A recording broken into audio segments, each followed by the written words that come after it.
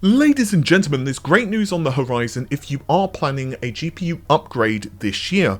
Not only will AMD be releasing low and mid-range RDNA free products, which seem to be very impressive in terms of price to performance ratio according to some leaks on the internet, but further to this, GPU prices as a whole seem to be on a downward trend, which is only actually of course a great thing. I'm sure most of you would agree that GPU prices have been really the source of frustration for PC gamers. CPUs have been really a dime a dozen at this point. If you've owned an AM4 platform for any length of time, you've had great upgradability, and if you've not had a PC with relevant hardware specs in a while, it's not too difficult to build a pretty decent platform which is capable of gaming, even using, let's say, a cheap Intel 13th generation CPU or some of the lower end Ryzen parts, especially again if you're willing to stick to AM4. GPUs on the other hand are a completely different kettle of fish. Ignoring the ultra high-end parts such as the RTX 4090, which honestly the pricing of those cards have just become a meme at this point, low and mid-range options are still being, well, let's just face it, quite frustrating. But there is a report over at My Drivers which basically indicates that the RX 7800, 7700 and 7600, which will be N32 as well as N33 respectively, will actually be very competitive and cost effective to go up against Nvidia's RTX 40 lineup. Now, when it comes to RDNA 3's N33 part, it is going to be a monolithic die, which is rather small, it's using 128-bit bus, and honestly it shouldn't be that expensive to mass produce. So I can imagine AMD would be able to produce that thing at relatively decent prices and actually put them on store shelves at decent availability.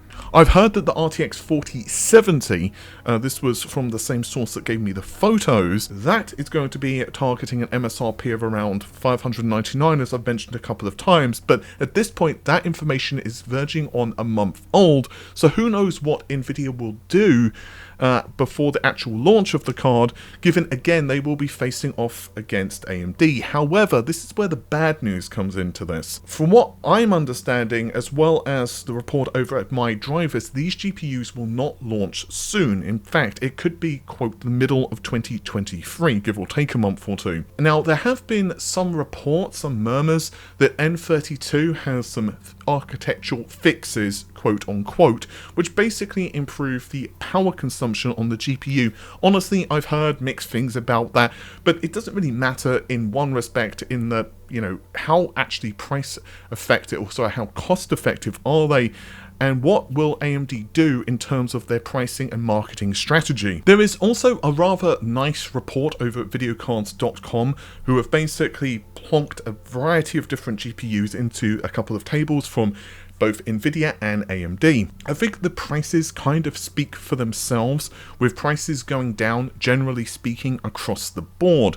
Now, obviously, another reason AMD could be holding fire when it comes to launching their cards is to get rid of some of the RX 6000 series inventory, because let's face it, N33 and N32 are basically speaking going to render the RX 6000 series pretty much null and void, apart from maybe the lowest end RX 6000 series GPUs, for example the 6400. So on average we see that the price cut for AMD has been about 8.1% with February versus MSRP. Technically speaking, if we look at that metric for Nvidia, it has actually gone up a little bit, but that's largely because of some oddities, such as the RTX 3070 Ti. The 3090 Ti has seen an almost 30% cut in pricing, although I don't honestly know whether I'd pay that for these cards now. I'd personally recommend either going used for an RTX 30 card, unless you can get a really great deal.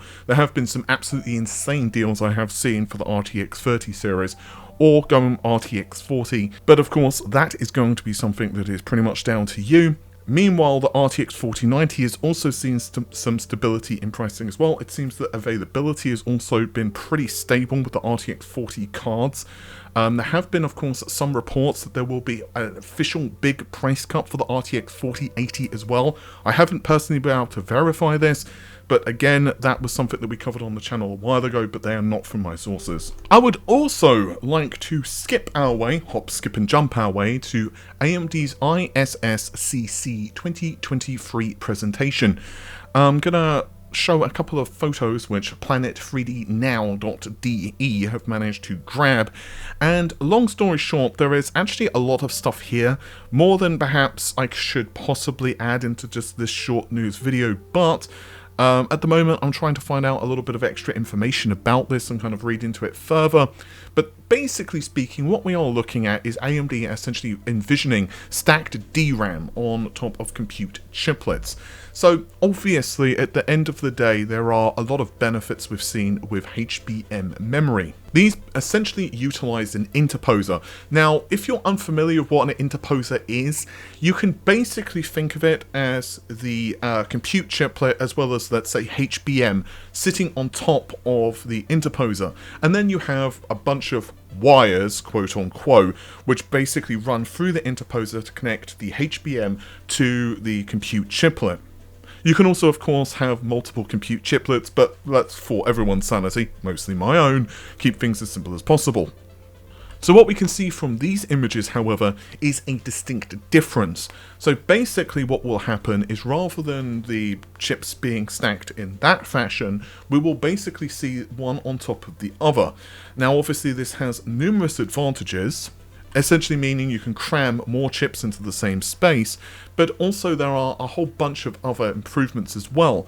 And this should allow something such as some actual functions to be executed directly on the memory itself, which reduces the latency. Don't forget, even though it might seem absolutely ridiculously trivial, even for example, data going from one cache to another cache within the same chip, or sorry, should I say, from a cache and being executed on that chip, technically speaking, there is still space involved.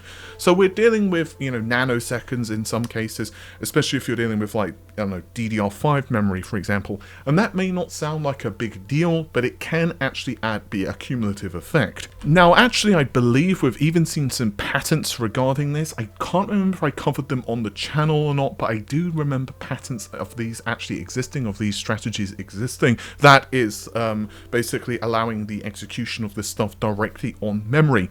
There are a lot of benefits. Obviously, one of the things that we're already seeing here would be something on the line of the server market, where, well, they can just do a lot of cool stuff. However, it does have other uses as well, not limited to smaller form factor devices, lower power devices such as laptops. Heck, even technically speaking, consoles could benefit too.